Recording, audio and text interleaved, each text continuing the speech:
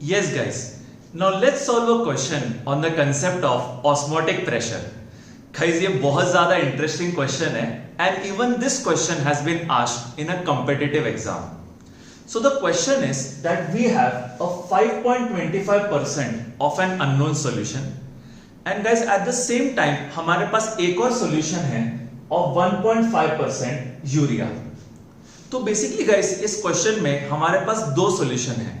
The first solution is an unknown solution of 5.25%, and guys the second solution is 1.5% urea solution.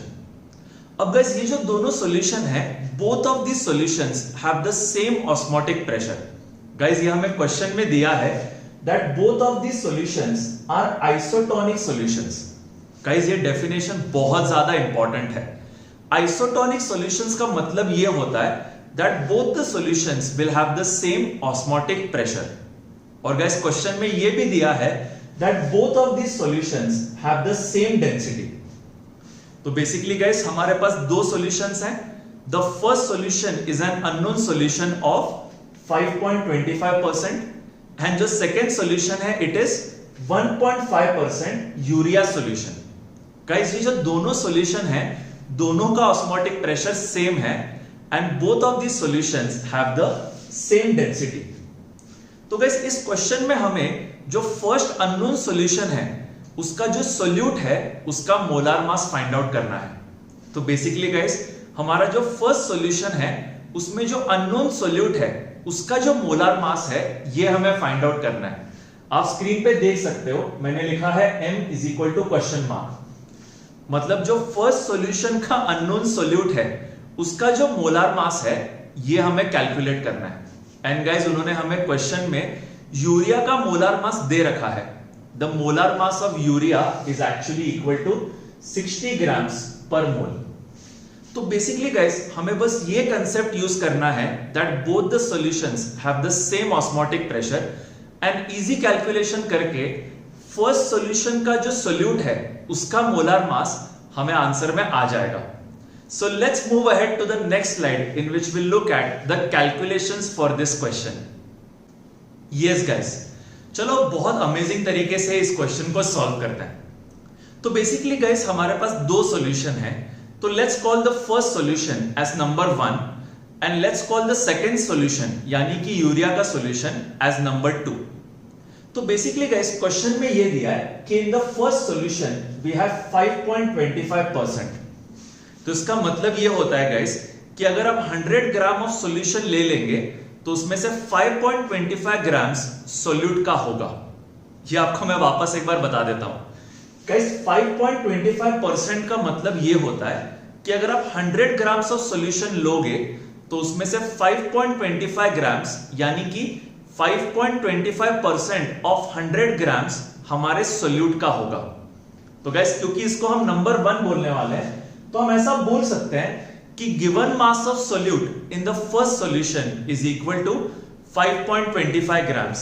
इसीलिए मैं लिख दूंगा that value of W1 is actually equal to 5.25 grams.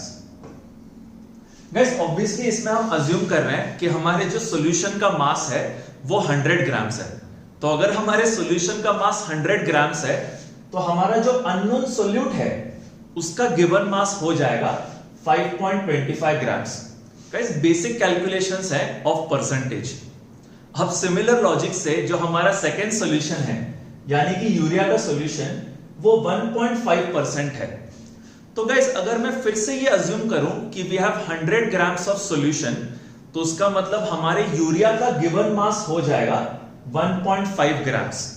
क्योंकि इस solution को हम number 2 बोल रहे हैं तो यहां पे मैं लिख दूंगा that given mass of urea यानी कि W2 will be equal to 1.5 grams. Guys देखो ये काफी आसान है और यही सबसे इंपॉर्टेंट स्टेप है इन दिस क्वेश्चन. तो गाइस दोनों सॉल्यूशन का जो गिवन मास है उसको हम अज्यूम कर रहे हैं एज 100 ग्राम्स. और वो अजम्पशन करने के बाद हमें ये पता चलता है कि जो हमारा अननोन सोल्यूट है उसका गिवन मास हो जाएगा 5.25 ग्राम्स क्योंकि 5.25% है एंड हमारे जो यूरिया का गिवन मास है वो हो जाएगा 1.5 grams because the percentage is 1.5%। अब गाइस हमें फर्स्ट सॉल्यूशन का जो अननोन सॉल्यूट है उसका मोलार मास निकालना है। इनडायरेक्टली गाइस हमें m1 की वैल्यू निकालनी है एंड यूरिया का जो मोलार मास है यानी कि m2 उसकी वैल्यू दे रखी है as 60 grams per mole। Now guys, after this in the next step I will write that the osmotic pressure of both the solutions are same। Guys हमने last slide में देखा था that isotonic solution का मतलब ये होता है कि जो दोनों solutions हैं उनका osmotic pressure same होगा। Therefore I will write pi1 is equal to pi2। Guys pi1 होगा osmotic pressure of the first solution and pi2 होगा osmotic pressure of the second solution। तो ये दोनों osmotic pressure same है, ये हमें पता चलता है because they have given that the solutions are isotonic solutions। अब guys आप osmotic pressure का फॉर्मूला याद कर लो। The formula is pi is equal to CRT। तो basically guys यहां पे जो pi1 है उसके जगह मैं लिख दूंगा C1RT and this will be equal to यहां पे जो pi2 है उसके जगह हम लिख देंगे C2RT। गाइस यहां पे जो मैंने फॉर्मूला यूज किया उसको मैं यहां पे लिख देता हूं। We have used the formula that osmotic pressure is equal to CRT, यानी कि ये फॉर्मूला आपको यहां पे सब्स्टिट्यूट करना है और आपका ये इक्वेशन आ चुका है। गाइस इस फॉर्मूला में जो C होता है उसको हम बोलते हैं कॉन्सेंट्रेशन ऑफ द सॉल्यूशन। अब गाइस इस इक्वेशन में आप आराम से देख सकते हो कि दोनों तरफ RT कैंसिल हो जाएगा and we will be left with C1 is equal to C2। अब गाइस कॉन्सेंट्रेशन का फॉर्मूला क्या है वो याद करो। कॉन्सेंट्रेशन का formula is number of moles of solute divided by volume of solution. यानी कि गाइस यहां पे जो C1 है उसके जगह I can write N1 divided by V1 and जो C2 है उसके जगह मैं लिख सकता हूं N2 divided by V2। Guys जो कॉन्सेंट्रेशन का फॉर्मूला होता है मैं आपको फिर से एक बार बता रहा हूं, it is equal to number of moles of solute यानी कि N divided by volume of solution. तो इस फॉर्मूला को हमने यहां पे यूज किया है and now we have the equation N1 upon V1 is equal to N2 upon V2।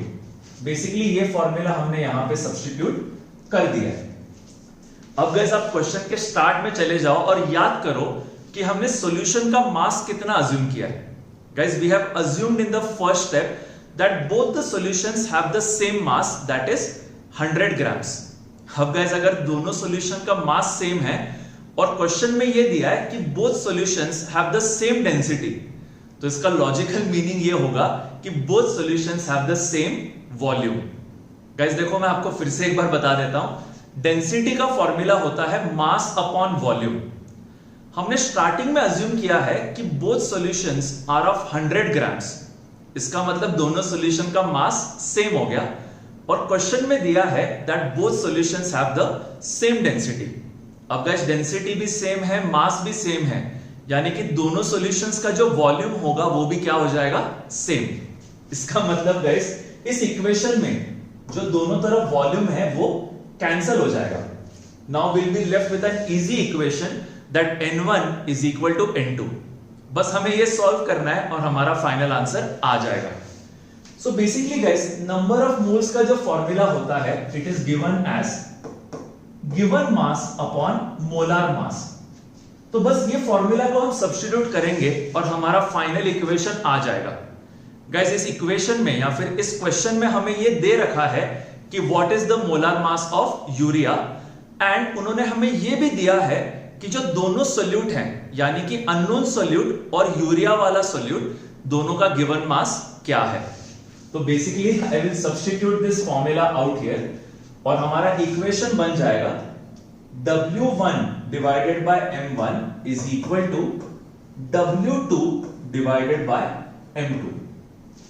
Guys देखो ये क्वेश्चन दिखने में लग रहा है कि बहुत ज्यादा लेंथी है बट एक्चुअल में बहुत आसान है।